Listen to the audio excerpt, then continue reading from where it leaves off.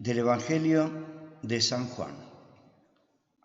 Jesús atravesó el mar de Galilea, llamado Tiberíades. Lo seguía una gran multitud. Al ver los signos que hacía, sanando a los enfermos. Jesús subió a la montaña y se sentó allí con sus discípulos. Se acercaba la Pascua, la fiesta de los judíos. Al levantar los ojos, Jesús vio que una gran multitud acudía a él y dijo a Felipe: ¿Dónde compraremos pan para darles de comer? Él decía esto para ponerlo a prueba, porque sabía bien lo que iba a hacer. Felipe le respondió: 200 denarios no bastarían para que cada uno pudiera comer un pedazo de pan. Uno de sus discípulos, Andrés, el hermano de Simón Pedro, le dijo: Aquí hay un niño que tiene 5 panes de cebada y 2 pescados. ¿Pero qué es esto para tanta gente? Jesús le respondió: Háganlo sentar. Había mucho pasto en ese lugar. Todos se sentaron y eran unos 5.000 hombres. Jesús tomó los panes, dio gracias y los distribuyó a los que estaban sentados. Lo mismo hizo con los pescados, dándoles todo lo que quisieron. Cuando todos quedaron satisfechos, Jesús dijo a sus discípulos: Recojan los pedazos que sobran, para que no se pierda nada. Los recogieron y llenaron 12 canastas con los pedazos que sobraron de los 5 panes de cebada. Al ver el signo que Jesús acababa de hacer, la gente decía: Este es verdaderamente el profeta, que debe venir al mundo. Jesús, sabiendo que querían apoderarse de él para hacerlo rey, se retiró otra vez solo a la montaña. Palabra del Señor.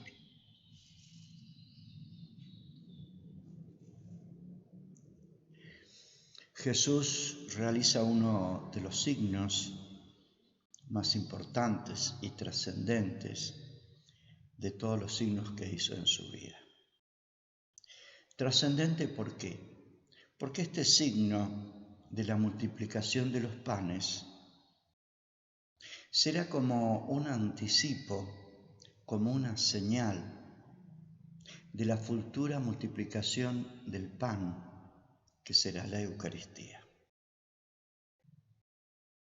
Los apóstoles lo verán después de Pentecostés, lo entenderán.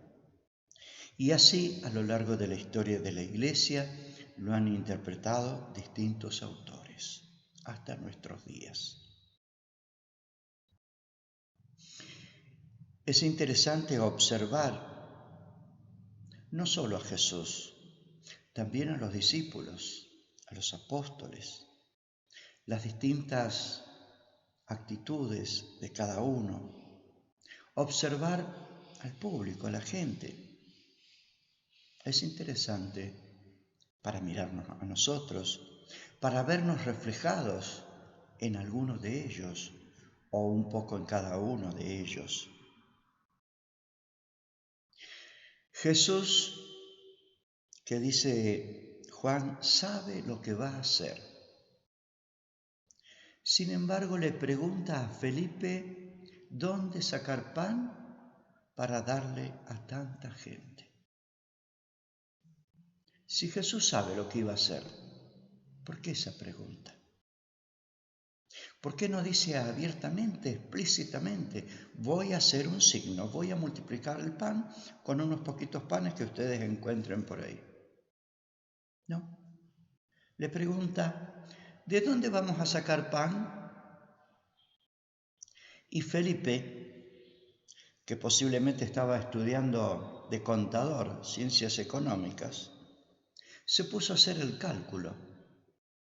¿Cuánto dinero hacía falta para comprar tanto pan que alcanzara para todos? Y eran unos 5.000, según nos dice Juan. Sin embargo, rápidamente aparece Andrés, aparece con su respuesta, porque estaba ahí, estaba escuchando, estaba participando de la conversación. Andrés, un hombre más práctico, sin ponerse a calcular, a pensar, a divagar, va a lo concreto. Bueno, a ver, acá hay un chico que tiene 5 panes y tiene 2 peces, 2 pescados.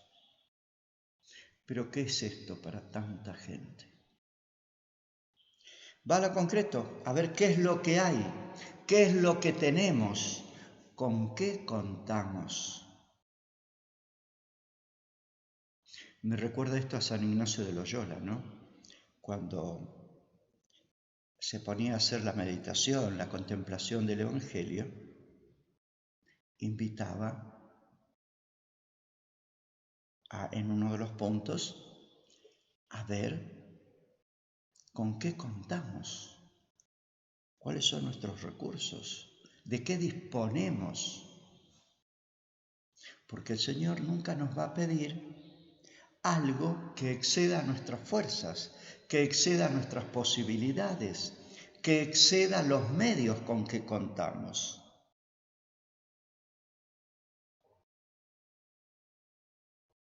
Andrés rápidamente mira y ve que un niño tiene 5 panes y 2 peces. Mira Jesús, esto es lo que hay, esto es lo que encontré acá. ¿Qué podemos hacer con esto? Y nosotros nada.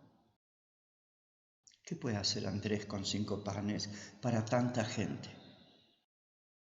Pero estaba Jesús. Jesús hará lo que ellos no puedan hacer. Jesús hará lo que nosotros no podamos hacer.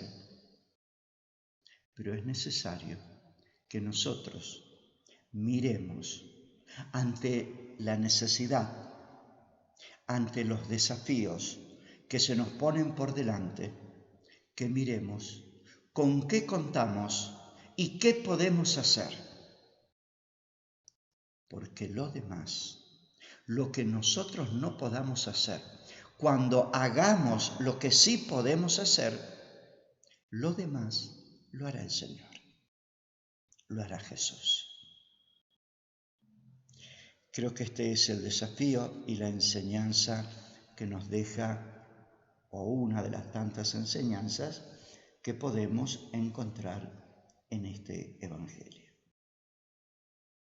Lo otro que podemos contemplar es la reacción de la gente. Primero,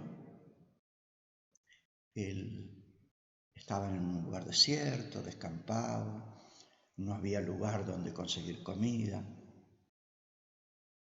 Cuando Jesús a través de los apóstoles les ofrece y comienzan a repartir el pan y el pescado, todos sentaditos reciben y comen muy contentos. ¿Cómo nos pasaría a nosotros si nos invitan a comer en cualquier lugar?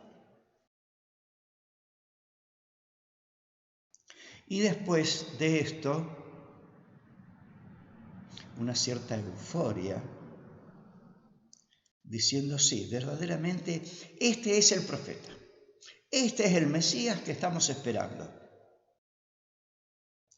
Porque les ha dado de comer, porque ha multiplicado los panes, porque les ha regalado gratuitamente. Me recuerdo en el año 1982, cuando se inició la guerra de Malvinas. Estábamos en el seminario, pero los fines de semana que salíamos a las parroquias, llenas. La afluencia de feligreses era enorme. Claro, quien más, quien menos tenía algún familiar en Malvinas, un hijo, un sobrino, un nieto, un vecino. Y la necesidad y el temor de Dios hacían acercarnos a buscar la ayuda de Dios. Hoy con la pandemia podemos decir que no pasa lo mismo, porque los templos están cerrados, porque para cuidarnos de los contagios, evitar las aglomeraciones y las concentraciones humanas, los templos se han cerrado al público. Pero la preocupación, el interés por lo religioso, se puede observar a través de los medios, de la radio, de la televisión. Se está consumiendo mucho en materia de alimento, de palabra de Dios, de mensaje de esperanza, de oración. La necesidad, el temor, la angustia que genera la situación que estamos viviendo nos hacen prestar un poco de atención a estas cosas. El temor, el riesgo, es que no nos pase como aquellos hombres. Mientras recibían el pan y el pescado gratuito, contentos. Jesús es el Mesías, es el Señor.